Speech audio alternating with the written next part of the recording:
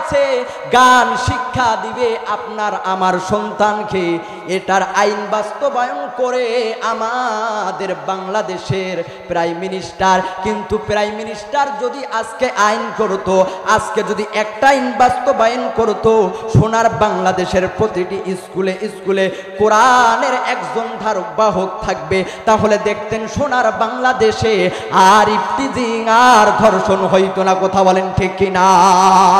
এজন্য আমাদের একটাই আশা, একটাই চাওয়া, আজকের এই ময়দান থেকে গভীর রজনীতে হয়তো নেটের মাধ্যমে সারা বাংলাদেশে, আগামীকালকে পুরো পৃথিবীতে ছড়িয়ে যাবেন।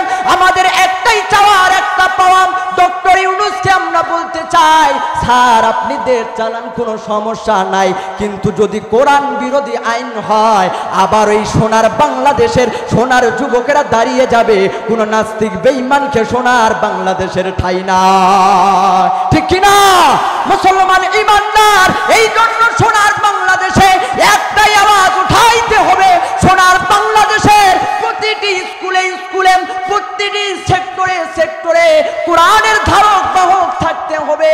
কারণ যদি কোরআনের ধারক বাহক থাকে, এই সোনার বাংলাদেশে আর দুর্নীতি আর সাদাবাজি হবে। কথা বলেন ঠিক কিনা? কথা বলেন ঠিক কিনা? এই সোনার বাংলাদেশে চাঁদাবাজি হইতেছে, সব কিছুর কারণ হইল যাদের সিনার ভিতরে নাই কোনো কোরআন, যাদের সিনার ভিতরে নাই কোনো আল্লাহর কালাম, যার কারণে তারা আজকে মানুষদেরকে মানুষ মনে করে না। হায় রে আল্লাহ, দিন দিন মানুষদেরকে হত্যা করতেছে।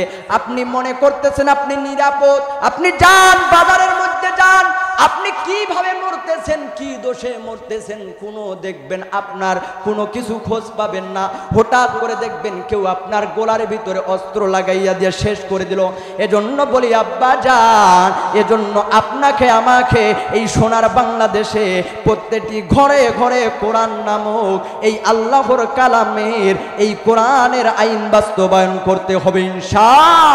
এমন যদি হতো আমার দেশের শাসক হতো উমরেরই মতো কিংবা আবু বকরের মতো, এমন যদি হতো আমার দেশের শাসক হইতো উমরেরই মতো কিংবা আবু বকরের মতো, আমার দেশের মা বোনেরা ধর্ষিত হইতো না, আমার দেশের মা বোনেরা ইফতিজিং হইতো না।